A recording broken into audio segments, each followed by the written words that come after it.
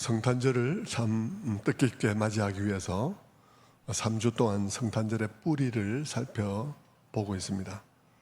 우리가 정말 그리스도인이라면 주님의 탄생이 세상의 다른 어떤 위대한 사람들의 출생과 어떻게 다른지를 잘 알고 있어야 합니다. 그래야 세상 사람들이 흔히 말하듯이 석가, 맹자공자, 또 마호메트 이런 사람들과 함께 세대 몇 대 성인이라든지 이런 얘기들을 안 하게 되죠. 예수님은 탄생부터가 전혀 그런 성인들이라 불리는 사람들과 같은 반열의 분이 아니라는 사실을 우리는 분명하게 알게 되는 것입니다. 기독교 복음의 가장 기본 진리는 기독교 진리의 가장 기본은 모든 게 성경대로 되어졌다는 것입니다. 예수님의 탄생도, 예수님의 생애도, 예수님의 죽음도, 또한 예수님의 부활도 다 성경에 기록된 대로 일어났다는 사실이 기독교인의 신앙의 가장 기본입니다. 그것이 모든 신앙의 기초 중에 기초이죠. 그래서 복음서도 이렇게 말하고 있습니다. 마태복음 1장 22절 말씀에도 이렇게 말하죠. 이 모든 일이 된 것은 주께서 선지자로 하신 말씀을 이루려 하심이니. 마태복음 2장 4절도 말씀합니다. 왕이 모든 대제사장과 백성의 서기관들을 모아 그리스도가 어디서 나겠느냐 물으니 이르되 유대 베들레헴이오니 이는 선지자로 이렇게 기록된 바. 그러면서 말을 계속하죠. 마태복음 2장 17절의 말씀에도 이렇게 말합니다. 이에 선지자 예레미야를 통해서 말씀하신 바 무엇이라 함이 이루어졌느니라. 복음서는 이렇게 계속해서 예수님의 탄생과 그 모든 것들이 기록된 대로 되어진 것이라는 사실을 말하고 있습니다. 바울도 자기가 받은 복음이 어떤 것인지에 대해서 말할 때에도 동일한 기조에서 말을 합니다. 고린도전서 15장 3절에서 바울은 이렇게 말하죠. 내가 받은 것을 먼저 너에게 전하였노니 이는 성경대로 그리스도께서 우리 죄를 위하여 죽으시고 장사된 바 되셨다가 성경대로 사흘 만에 다시 살아나사. 성경대로 이루어졌다는 사실이 너무나 중요한 거예요. 성경대로 이루어진 것이라면 출생도 생애도 또 심지어 죽음까지도 의미가 달라지는 것이죠. 기록된 대로 죽은 죽음은 의미가 다른 거예요. 사고사로 죽은 것과는 다른 것이죠. 성탄은 사실 오래전부터 하나님의 선하심으로부터 나온 것이었습니다. 그 선하심은 처음부터 나타나고 있었습니다. 아담과 하와가 범죄했을 때 하나님은 그런 그들을 단순히 벌하거나 동산채 날려버리지 않고 그들을 찾아오셨습니다. 그것은 참으로 엄청난 일이었죠. 우리가 성경을 차분히 읽어보면 창세기 1장에서 하나님의 놀라운 위대함을 보게 됩니다. 말씀하신 대로 모든 것이 창조되는 것을 보게 되죠. 그 위대함을 우리가 제대로 안다면, 그리고 창세기 2장에서 진흙으로 인간을 빚으실 때 인간이 어떤 존재인지를, 그 진료를 가지고 차이를 우리에게 말해주는 것이죠. 한쪽에는 하나님은 원래부터 계신 분이시고 말씀하신 말씀으로 모든 것을 창조하시고 말씀대로 되는 그런 분이시고, 다른 한쪽은 진료가 재료가 진흙인 티끌인 그런 존재인 것입니다. 그 위대한 하나님이 그 티끌에 불과한 인간, 그것도 범죄한 인간을 찾아오셨다. 그것은 정말 놀라운 일인 것이죠. 그리고 찾아오시되 부드럽게 질문하시며 찾아오셨다는 사실은 우리들에게 많은 것을 생각하게 하는 것입니다.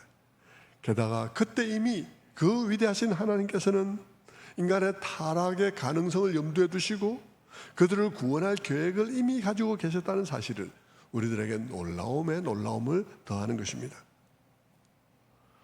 주님은 뱀의 머리를 부술 여인의 후손에 관한 얘기를 하셨습니다. 그 여인의 후손이란 말은 평범한 말이 아니라고 말씀을 드렸습니다. 이 세상에 여인에게서 나지 않은 사람이 없기 때문에 그냥 여자에게서 난 사람이라는 보통스러운 말이라면 아무 의미가 되지 않을 것입니다. 하지만 그 말은 그런 말이 아니었죠. 그것은 마태복음에서 말하고 있는 것처럼 보라 처녀가 잉태하여 아들을 낳으리니 그 이름을 임마누엘이라 하리라 하는 바로 그 말씀과 서로 상관되는 말씀인 것입니다. 그것은 남자의 작용 없이 태어날 한 분, 그리고 여자의 몸만 빌어서 태어날 한 분에 관한 얘기이셨습니다. 그것은 성령으로 잉태될 하나님의 아들에 관한 얘기란 사실을 우리는 성경을 쭉 읽으면 알게 되는 것이죠. 주님은 여인의 후손에 관한 얘기만 하신 게 아닙니다. 아담과 하와가 나뭇잎으로 옷을 해입었을 때 하나님께서 그들을 동산에서 쫓아내시기 전에 그들의 나뭇잎 옷 대신에 가죽옷을 지어서 입히셨습니다. 장차 하나님이 인간 스스로 마련한 그들의 임시적이고 불완전한 대책들, 그들의 근본적인 불안과 부끄러움을 가리려는 그들의 인간적인 대책들과는 별개로 누군가의 희생을 통해서 그들을 영구히 그 부끄러움과 불안으로부터 가려주시기 위한 대책을 세우고 계시다는 사실을 암시해 주고 있습니다. 그래서 아담과 하와는 쫓겨났지만 이야기가 끝이 아니라는 사실을 우리는 성경을 읽으면서 알게 되는 것입니다.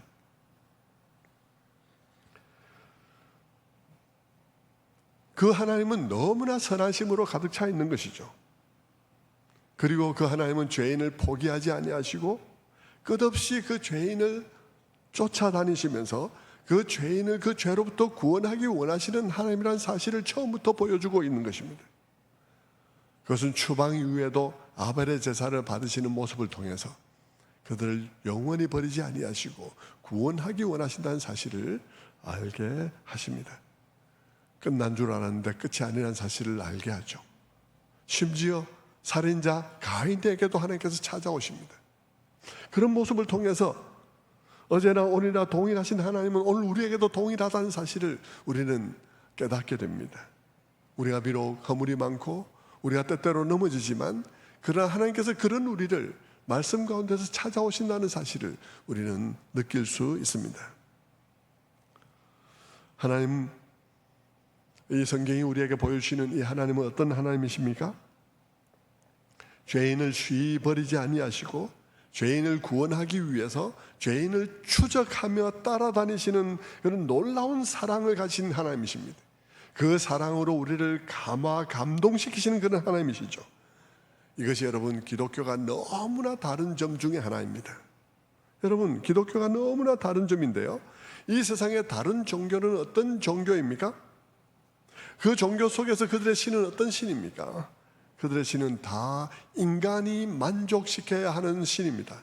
그리고 인간이 신을 감동시켜야 하는 신입니다. 그래서 지성이면 감천이란 말을 하지 않습니까? 그런데 성경의 하나님은 어떤 분이십니까? 성경의 하나님은 그 하나님이 우리를 감동시키는 분이십니다. 그 하나님이 놀라운 사랑으로 우리에게 다가오시는 분이시죠. 그리고 그 사랑에 감동받아서 우리가 변화되기를 원하시는 분이십니다. 그것이 우리의 하나님과 다른 종교의 신이 다른 점입니다. 하나님은 어제나 오늘이나 동일하신 그런 하나님이시죠. 그 하나님은 동일하게 오늘도 우리를 감동시키시기를 원하십니다. 하나님께서 오늘도 이 크리스마스 이야기를 가지고 우리를 감동하기를 원하시는 것입니다. 오늘 우리는 성탄절을 불과 3일 앞두고 있습니다. 오늘 성탄절을 기다리며 택한 본문은 누가복음 2장입니다. 목자들이 밤에 들판에서 양떼를 지키는데 들판에서 하늘 주님의 영광이 밝게 비치면서 홀연히 주의 천사가 나타났습니다.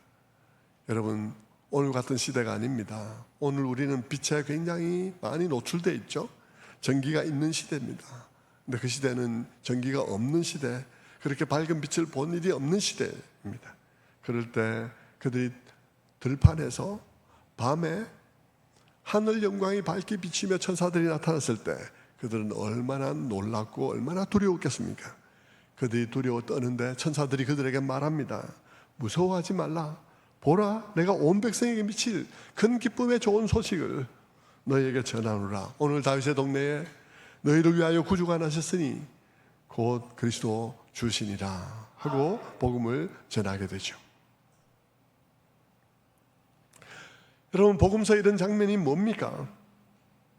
지난 3주간 우리가 계속해서 살펴본 하나님의 선하심의 결정체인 하나님 말씀하신 그 여인의 후손, 그리고 하나님께서 입혀주신 그 가죽옷의 비밀의 주인공이 지금 탄생했다는 소식인 것입니다. 그 주인공의 탄생 소식을 알리면서 천사는 들판의 목자들에게 이렇게 말하는 것입니다. 보라, 내가 온 백성에게 미칠 큰 기쁨의 좋은 소식을 너에게 전하노라. 천사가 한 말, 이 말은 여러분이 너무나 잘 아는 얘기예요. 여러분이 주일학교 때부터도 익히 들어온 말들이죠. 보라, 내가 온 백성에게 미칠 큰 기쁨의 좋은 소식을 너에게 전하노라. 온 세상에 기쁨을 가져올 소식을 전한다고 말하고 있습니다. 그런데 여러분, 이 천사가 한 이 말요, 이 말은 기독교의 복음을 너무나 잘 설명해 주는 것이에요.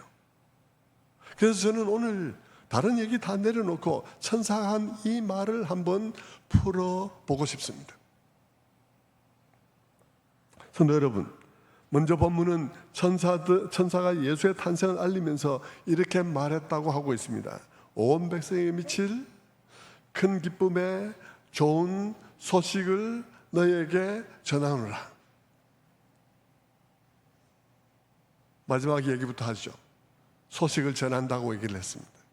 너에게 소식을 전하노라. 근데 여러분, 사실 헬라어 원문에는 소식을 전한다고 할 때 소식이란 말이 명사로 들어있지는 않습니다. 소식이란 단어가 나오지는 않는다 이 말입니다. 천사 너에게 전하노라라고 할 때 그 전한다는 말이 헬라어로 유앙겔리조마이라는 단어인데, 그 단어는 영어의 proclaim에 해당되고 한국어로 말하면 전하다, 선포하다 하는 그런 말입니다. 그러니까 그 동사 자체가 어떤 소식, 어떤 모르던 것, 어떤 새로운 것을 전하고 선포하는 것을 의미하니까 소식이란 말을 넣어서 번역하게 된 것이죠. 그런데 그게 너무 잘 번역한 거예요, 사실은. 여러분, 사실 기독교가 말하는 구원의 가장 중요한 특징이 뭐냐 하면요, 그것은 우리에게 처음부터 소식이었다는 것입니다. 그것은 우리에게 소식이었다는 것이에요. 여러분은 성경이 말하는 구원, 기독교가 말하는 구원의 가장 큰 특징이 그것은 우리에게 들려온 소식이었다는 사실을 알고 계십니까? 예? 그것은 우리에게 들려온 소식이었다. 소식이었다는 것은 뭔가요? 그것은 내가 하는 어떤 일이 아니라는 것입니다. 내가 한 것과 관계없고 내가 몰랐던 일에 대한 어떤 보도, 내가 개입되지 않고 내가 한 일과도 아무 상관없어서, 그래서 나는 몰랐는데, 그런데 그 일어난 일, 그 일에 대한 보도, 그것을 우리는 소식이라고 말을 합니다. 그것이 내게 알려질 때 소식이라고 말을 하죠. 세탁기의 발명 소식과 같은 일은 소식인 것입니다. 여러분, 기독교 구원의 가장 큰 특징은 그것이 소식이라는 것이에요. 그것은 내가 한 어떤 일과 상관이 없다는 것입니다. 내가 행한 어떤 도덕적 행위, 내가 행한 어떤 일들과 아무 관계가 없다는 것이죠. 그것은 나와는 상관없이 내게 들려온 소식이라는 것이에요. 그것은 하나님이 하신 일이라는 것입니다. 하나님이 계획하고 말씀하셨던 그것을 하나님이 이루셨다는 소식인 것이죠. 그래서 그것은 우리들에게 들려온 소식입니다. 그게 기독교 구원의 가장 놀라운 특징이에요. 그리고 그 소식은 소식 중에서도 좋은 소식입니다. 좋은 소식. 세상에는 참 나쁜 소식도 많습니다. 그런데 이 소식은 좋은 소식입니다. 어떤 좋은 소식인가요? 우리를 위해서 구주가 나셨다는 소식이죠. 그냥 구주가 아닙니다. 이분은 우리가 그냥 여기서만 들으면 그냥 구주라고만 들리지만 우리가 쭉 추적해 보니까 이 구주는 어떤 구주입니까? 이분은 창세기로부터 하나님께서 말씀하셨던 그 구주예요. 창세기부터 하나님께서 그 선하심을 나타내시며 질문으로 다가오시고, 그리고 여인의 후손에 관해서 말씀하시며 가죽옷을 입혀주셨던 그 비밀의 주인공, 그분이 탄생하셨다는 말입니다. 그분이 구주라는 거예요. 뿌리 깊은 예언의 성취가 이루어졌다는 것입니다. 창세기 창세기로부터 나타나는 그 하나님의 선하심이 결정적으로 나타났다는 것입니다.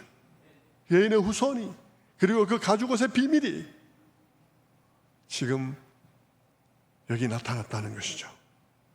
그것이 소식인 것은 그 일에 대해 우리가 한 일이 아무것도 없기 때문인 것입니다. 그것은 내가 노력한 결과도 아니고요, 내가 추구한 결과도 아니고요, 그저 내게 다가온 소식이에요. 나뿐만 아니라 온 인류가 그 일에 대해서 한 일이 없습니다. 방해만 되었을 뿐이죠. 도움이 된 게 하나도 없습니다. 다 그릇 행하고 다 매일매일 하지 말라는 것만 했지 않습니까?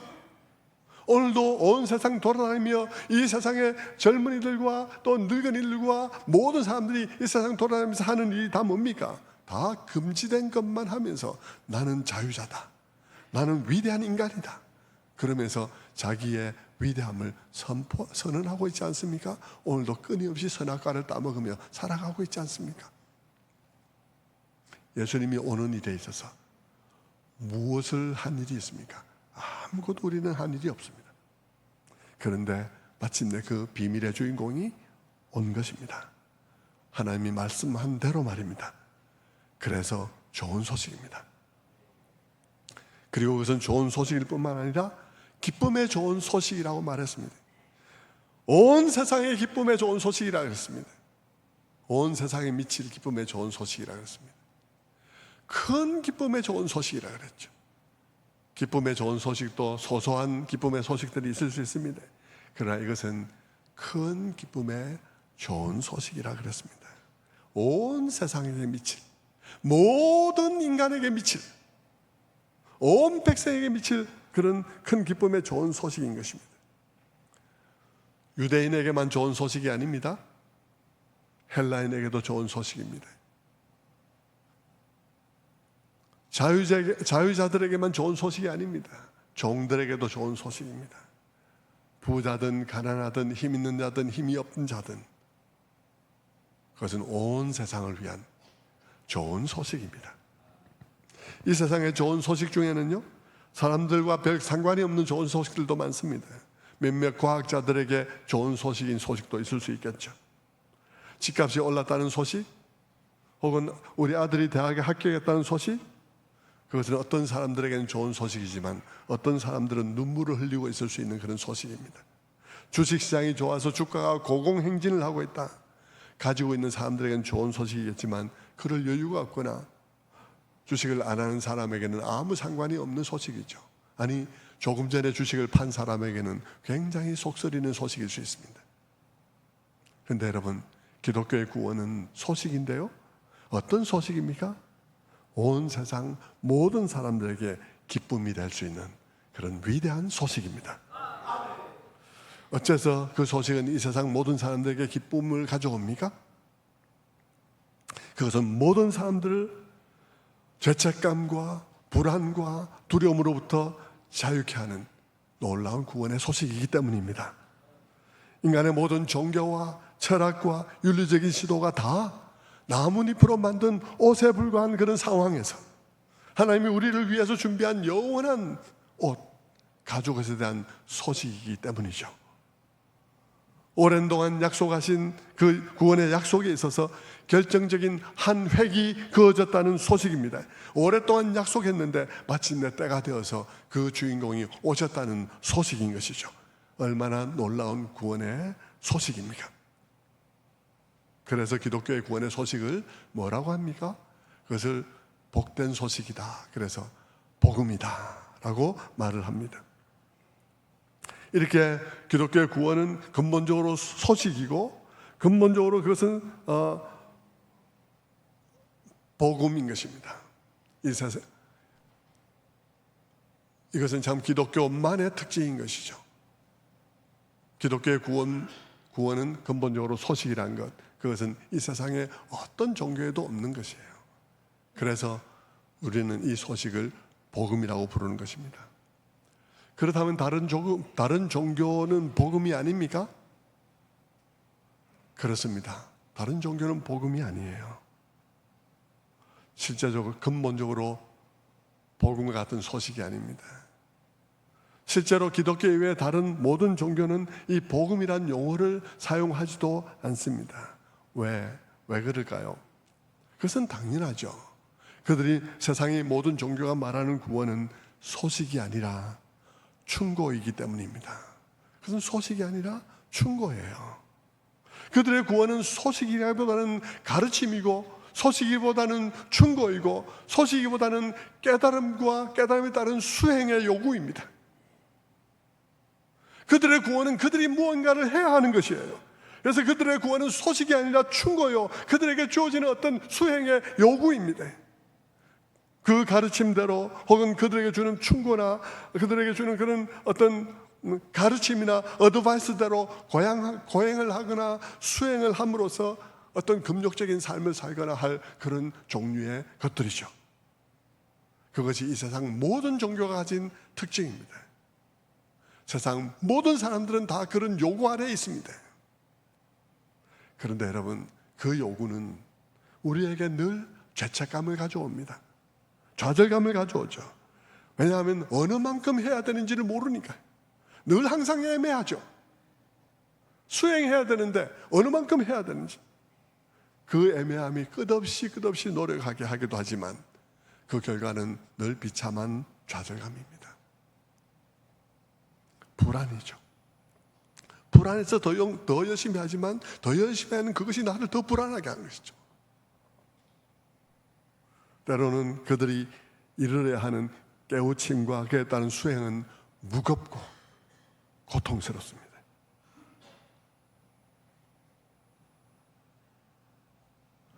그래서 예수님이 뭐라 그럽니까? 수고하고 무거운 짐진 자들아 다 내게로 오라, 내가 너희를 쉬게 하리라 라고 말하지 않습니까? 그게 뭡니까? 그게 근본적인 차이예요. 세상의 종교들은 다 그런 것이죠. 눌려 있습니다. 번뇌에서 벗어나려면 세상의 모든 것에 대한 애착을 끊어야 됩니다. 그래서 무소의 불처럼 혼자서 가라, 뭐 이런 말을 하는 것이죠. 뭐 그런 말 듣고는 그게 뭐 대단한 그런 얘기인 양 생각을 하는 것입니다. 물론 요즘엔 그 말을 새롭게 현대적으로 해석하고 또 재해석해서 요즘엔 멋있는 말이 되었는데요, 원래 경전은 그렇지 않습니다. 원래 처음 그것이 기록된 경전에서는 그것은 이렇게 얘기되고 있는 것이죠. 아이를 원해서도 안 되고 친구를 원해서도 안 된다. 무소의 뿔처럼 혼자서 가라. 서로 사귀면 애정이 생기고 사랑과 그리움이 생기면 괴로움이 생긴다. 애정에서 재앙이 나온다는 점을 명심하고 무소의 뿔처럼 혼자서 가라. 그렇게 되어 있는 것입니다. 그들의 이상은 고통의 바다 한가운데서 아무것도 느끼지 않고 생각하지도 않으며 사는 것, 그것입니다. 무념무상인 것이죠. 왜 그렇게 생각할까요? 왜 이 고통의 바다 속에서 아무것도 느끼지 않고 아무것도 생각하지 않고 살게 되는 것이 그들의 이상이 될까요? 이 세상 자체를 실체가 아니라고 보기 때문인 것입니다. 이 세상이 실체가 아니면 실체가 아닌 세상 속에서 느끼는 희노애락은 또한 실체가 아니기 때문에, 실체가 아닌 희노애락에 영향을 받을 이유가 없으니까 무념무상이 목표가 될 수밖에 없죠. 그런 목표를 형성한 것이 돌부처일 수밖에 없습니다. 여러분, 그것이 세상이 할 수 있는 최선이에요. 이것은 어리석어서도 아니고 게을러서도 아닙니다. 굉장히 부지런해요. 수행하고 하는 것들이 보통 할 수 있겠습니까? 부지런하고 열심히 해요. 그런데 최선을 다하는 것이에요. 그런데 최선을 다한 최선이 그것일 수밖에 없는 거예요. 왜 그렇습니까? 세상을 바꿀 수 없으니까요. 세상을 바꿀 수 없다면 최선의 대책은 뭐겠습니까? 바꿀 수 없는 세상으로부터 영향을 받지 않는 것, 그것이 최선입니다. 그렇지 않습니까? 바꿀 수 없는 세상으로부터 영향을 안 받으려니 무념무상일 수밖에 없죠. 하지만 그들의 구원은 허무할 수밖에 없습니다. 왜냐하면 그들의 깨달음 자체가 허무한 것을 그것에 빠질 수밖에 없어요. 인생 자체가 삼각 파도와 같다고 생각하기 때문이죠. 바다에 늘 일어나는 삼각 파도처럼 한순간 있었다 다음 순간은 없는 것과 같다라고 생각하고, 인생은 물 위에 둥둥 떠다니는 공기방울과 같다고 생각하니까 말이죠. 잠깐 있었다 없어지는 것이며, 결국은 물 위에 떠도는 그런 공기방울은 결국 터져서 물과 하나 되지 않습니까? 그것처럼 공기방울이 물과 하나 되듯이 우리가 대자연과 하나가 되는 것, 그 합일이 구원이라고 생각하는 것이죠. 그러나 여러분, 사실 인생이 결국 물 위를 떠도는 공기방울에 불과하고 결국 물에 합일되어야 되는 것이라면, 공기방울은 그 자체로 굉장히 불완전한 상태임을 우리가 직감할 수 있지 않습니까? 불완전한 상태예요. 그래서 물 위를 떠도는 공기방울은 그 불완전한 상태를 벗어나려면 일찌감치 터져버려야 되는 것이죠. 터져서 물과 하나 될 때 안정이 되는 것입니다. 그러니 여러분, 우리가 물 위를 떠도는 공기방울이라면요, 오래 기다릴 필요가 없죠. 지금 터져버리면 되는 거예요. 지금 터져버리면 되는 거예요. 지금 터져버리는 게 안정을 찾아가는 가장 빠른 길이죠. 이렇게 되면 인생은 인생 자체가 잘못된 거예요. 그 자체가 허무한 것이죠.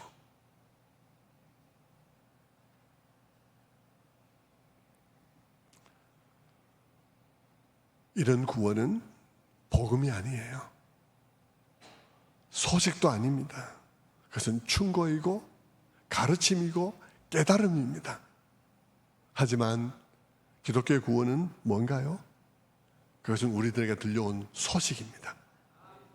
무슨 소식이요? 하나님이 우리의 구원을 위해 필요한 모든 것을 이루셨다는 소식입니다. 그것은 가르침이나 충고가 아닙니다. 소식이죠. 이런 하나님이 계시다는 소식, 창세기를 열면 이런 하나님이 계시다는 소식, 우리 구원을 필요한 모든 것을 그분이 다 이루어 놓으셨다는 소식, 우리는 그저 믿음으로 받으면 된다는 소식입니다.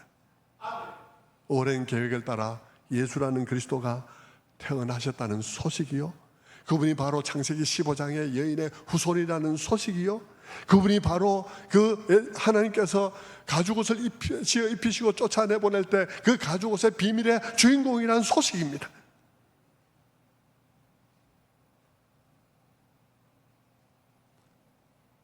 그 소식을 듣고 우리가 반응하고 그 선물이신 그분을 우리가 받으면 된다고 하는 것이니까 이 세상에, 온 세상에 미칠 기쁨의 좋은 소식일 수밖에 없습니다. 그렇지 않습니까? 수고하고 무거운 짐진 자들아 다 내게로 오라, 내가 너희를 쉬게 하리라는 그분을 내가 마음으로 받으면 된다고 하는 것이니까, 그래서 놀라운 소식일 거예요. 온 세상에 미칠 큰 기쁨의 좋은 소식인 것입니다.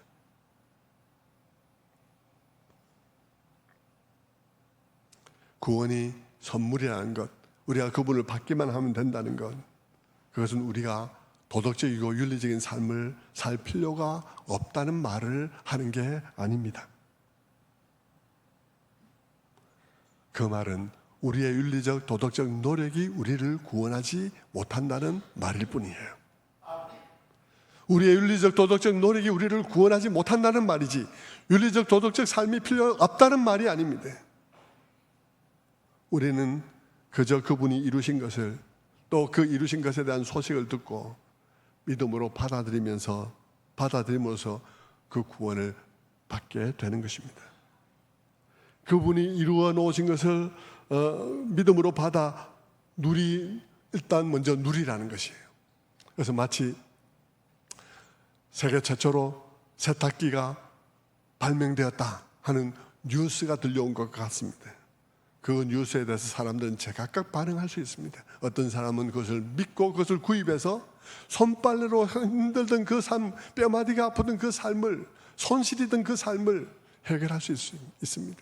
다른 삶을 살아갈 수도 있겠죠. 근데 어떤 사람은 그 뉴스를 받아들이지 않음으로써 여전히 손빨래를 사는 고통스러운 삶을 살 수도 있습니다. 그것과 똑같은 것이에요. 복음은 우리들에게 뉴스로 온 거예요. 소식으로 온 것입니다. 선택은 여러분에게 달려있는 거예요. 구원도 그와 같은 것입니다. 구원은 우리에게도 소식으로 임했습니다.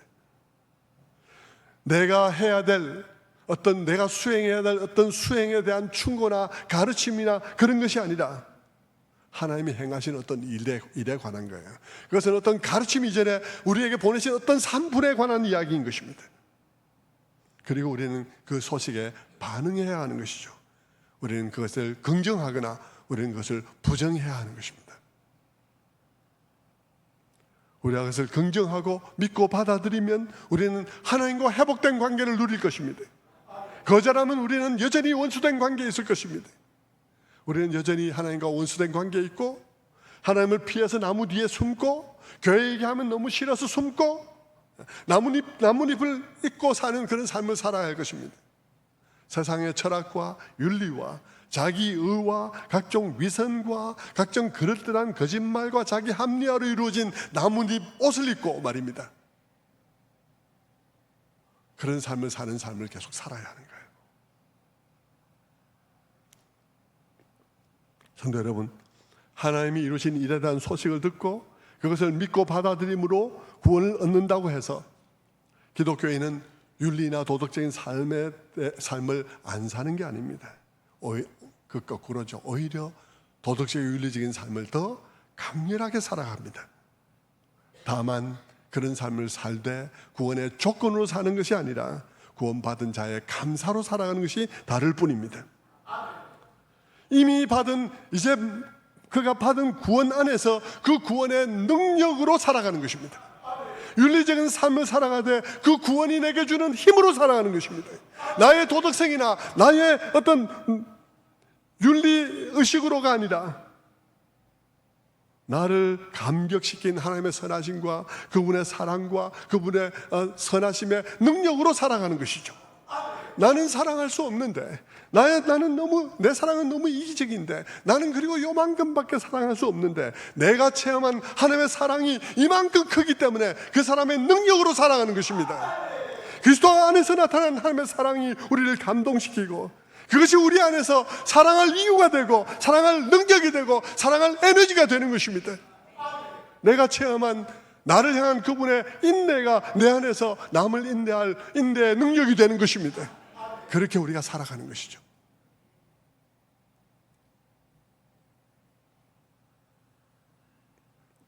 성도 여러분, 누가 더 사랑할까요? 누가 더 인내할 수 있을까요? 나의 능력으로, 나의 인격으로 사랑하는 사람이 더 사랑할까요?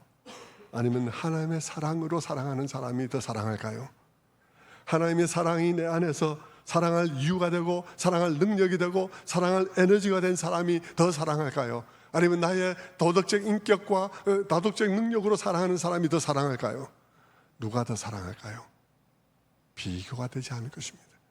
근데 여러분의 삶이 그렇습니까? 여러분의 삶에 그 비교하지 못할 그 사랑과 그 인내가 있습니까? 그런 너그러움이 있습니까? 하는 것이죠.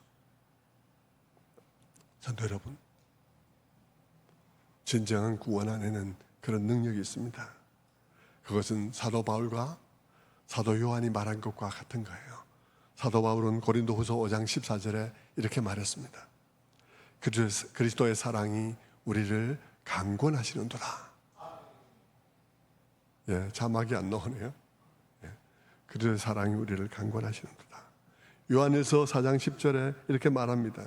사랑은 여기 있으니 우리가 하나님을 사랑한 것이 아니요 하나님이 우리를 사랑하사 우리 죄를 속하기 위하여 화목제물로 그 아들을 보내셨습니다. 사랑하는 자들아, 하나님이 이같이 우리를 사랑하셨은즉 우리도 서로 사랑하는 것이 마땅하도다. 이것이 기독교의 윤리예요. 그리스도인에게 선한 삶, 도덕적이고 윤리적인 삶은 구원받고자 하는 자기 증명의 노력이 아닙니다. 그것은 이미 구원받은 자의 감사의 증거인 것입니다. 그 사람 안에 새로운 사랑, 새로운 인내, 새로운 긍휼이 새로운 생명으로 작용하고 있다는 증거인 것입니다. 성도 여러분, 우리 자신을 돌아봅시다. 우리 자신 안에 그런 증거들이 나타나고 있는지 말입니다. 너무나 많은 종교인이 있습니다. 너무나 많은 종교인이 있어요. 저는 우리 평촌 새순교회 성도들은 정말 그렇지 않기를 바랍니다. 여러분의 심령 속에 주님의 사랑이, 그분의 인내가 작동하게 되길 원합니다. 그리고 그분의 가르침이 여러분을 통해서 나타날 수 있게 되기를 바랍니다. 이것이 기독교가 말하는 구원이죠. 성도 여러분, 과연 어느 쪽이 옳을까요? 인간의 실상을 감안할 때 자기의 도덕성과 자기의 인격의 능력으로 사랑하고 선행을 행하는 것과 내 안에 있는 그런 하나님에 대한 놀라운 사랑의 체험으로 비롯되어진 그 구원의 능력으로 사랑하는 것과 어느 쪽이 더 사랑할 수 있겠습니까? 어느 쪽이 더 실제적이겠습니까? 인간의 모든 특성들, 상태를 감안할 때 어느 것이 더 실제적이겠습니까? 인간 스스로 의로워지려는 노력이 더 효과를 거둘 수 있는 것일까요? 아니면 하나님이 행하신 일을 받아들이고 그 내 안에 감격으로 다가온 그 하나님의 사랑과 그분의 하신 일들이 능력이 되어서 선한 일을 도모하는 것이 더 효과적일까요? 기독교의 구원이 비교할 수 없이 효과적입니다. 그것만이 실제로 결과를 가져올 수 있어요. 그것만이 실제 인간의 이 상태 안에서 작동될 수 있는 유일한 원리입니다. 다른 것은 다 상상이에요. 멋지죠.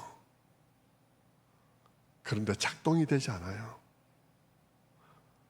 정말 어떤 결과를 만들어내지 않는, 그야말로 워크업을 하지 않아요. 작업에 해서 결과가 나타나지 않아요. 다른 종교 얘기를 해서 정말 미안합니다만, 정말 예를 들면 그런 거죠. 팔정도 같은 경우 8가지 바른 길, 우리가 해탈을 이룰 수 있는 8가지 바른 길이 있다, 그렇게 가르치죠. 욕심을 벗어날 수 있는, 집착을 벗어버릴 수 있는 8가지 길이 있다. 그 바른 길, 팔정도, 바른 생각, 바른 말, 바른 행동, 바른 관계, 바른 정진, 다 맞습니다. 다 너무 멋있죠. 문제는 뭡니까? 워크업을 하지 않는다는 것입니다. 작동하지 않는다는 것입니다. 우리에게 그런 결과를 안 가져온다는 거예요.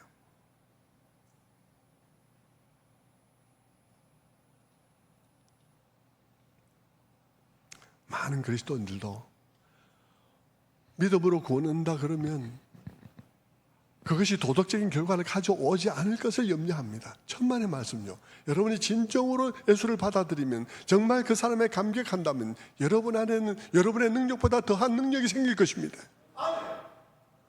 그것을 여러분이 분명히 아셔야 돼요.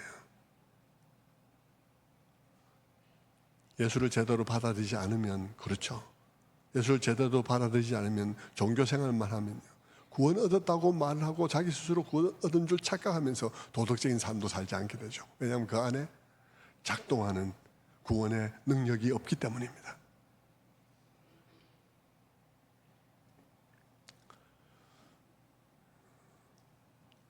네, 시간이 좀 갔네요. 그런데 너무 많이 가지는 않고요, 평상시보다 조금 적게 갔습니다.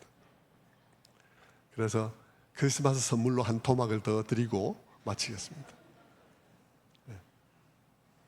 우리가 이 복음은 우리가 그것을 믿고 받아들일 때 우리로 하여금 더 이상 하나님을 피해 나무 뒤로 숨지 않게 합니다. 여전히 우리가 허물이 많고 여전히 다 넘어지지만 나무 뒤로 숨지 않고 오히려 하나님 앞으로 나아가게 합니다. 이것이 놀라운 거예요. 왜 그렇습니까? 부끄럽지 않아서가 아닙니다. 미안하지 않아서가 아닙니다. 미안하죠. 부끄럽죠. 그런데 왜 우리는 나무 뒤로 숨지 않습니까? 그 이유는 그분은 우리를 위해서 이 구원의 길을 여실 때 우리를 모르고 여신 게 아니에요. 그분은 우리를 부르실 때 우리를 모르고 부르는 게 아니기 때문입니다. 처음부터 그분은 우리를 아셨고 우리의 무능력과 우리의 불가능성을 알고 그 일을 시작하셨고, 나를 부르실 때도 처음부터 나를 아시고 부르셨기에 나는 내가 여전히 부끄러움이 있고 여전히 넘어지고 여전히 죄책감이 있고 여전히 미안하지만 우리는 나무 뒤로 숨지 않습니다. 우리는 그 복음을 의지해서 우리는 주님 앞으로 나아가죠. 어째서 그렇습니까? 그것은 그분이 우리의 무능함과 불가능함을 미리 아셨고, 그러면서 우리를 위해 그 아들의 희생을 통해 가죽옷을 준비해 주셨기 때문인 것입니다. 바울의 말을 빌면 로마서 8장 31절과 같은 것이죠. 그런즉 이 일에 대하여 우리가 무슨 말하리요? 만일 하나님이 우리를 위하시면 누가 우리를 대적하리요? 자기 아들을 아끼지 아니하시고 우리 모든 사람을 위하여 내주시니가 어찌 그 아들과 함께 모든 것을 우리에게 주시지 아니하겠느냐? 누가 능히 하나님께서 택하신 자들을 고발하리요? 의롭다 하신 이는 하나님이시니 누가 정죄하리요? 의롭다 하신 이가 하나님이신데 누가 정죄하겠느냐? 내가 부끄럽죠. 여전히 미안하죠. 내가 하나님께 또 슬픔을 들으니까 정말 마음 아프죠. 괴롭죠. 그러나 그럼에도 불구하고 하나님께서 그런 나를 그런 줄 아시고 불러주셨으니까, 그리고 자녀 삼아 주셨으니까, 그 아들의 희생 안에서 나를 지금도 변호해 주시니까 누가 그를 정죄하리요? 라고 말씀하시니까 내가 죄를 지어서도 부끄러워도 나무 뒤로 숨기보다는 하나님 앞으로 나아가는 것입니다. 말씀이 나를 쪼개고 그 말씀 안에서 나의 숨은 동기가 드러나고, 그래서 내 마음 아프고 부끄럽지만 그래도 나는 때를 따라 돕는 은혜를 얻기 위하여 은혜의 보좌 앞으로 나아가는 것입니다. 무엇을 근거로요? 그 아들의 피를 근거로요. 의롭다 하심을 근거로 말입니다. 그분이 마련해 주신 그 가죽옷 대신 예수 그리스도로 옷 입고 말입니다. 그리고 오늘도 하나님 우편에서 우리를 위해서 기도하시는 그분의 이름으로 말입니다. 그러므로 사도 바울은 말합니다.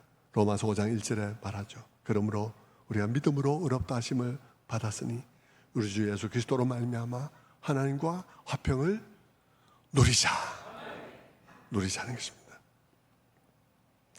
3일 뒤가 성탄절입니다. 첫 성탄 때에도 많은 사람들이 예수를 영접하지 못했습니다. 주님이 그들에게로 왔지만 그들이 영접할 수 없었습니다.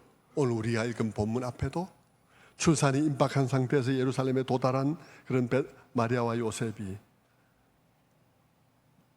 묵을 곳을 얻지 못해서 마구간에서 아기를 낳은 그런 모습을 보게 됩니다.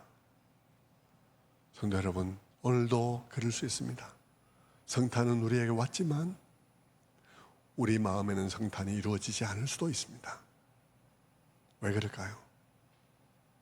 성경적으로 그리스도를 바라보지 않고 내 마음대로 메시아를 바라볼 때 영접하지 못할 수 있습니다. 내 마음대로 내 하는 일 잘되게 하고 나를 그저 잘되게 하고 잘되게 하는 것이 예수님이라고 생각하면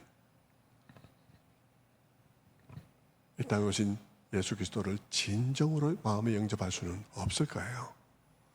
여러분이 영접했다고 하는 그 예수도 예수의 이름으로 불리는 우상일 수도 있습니다.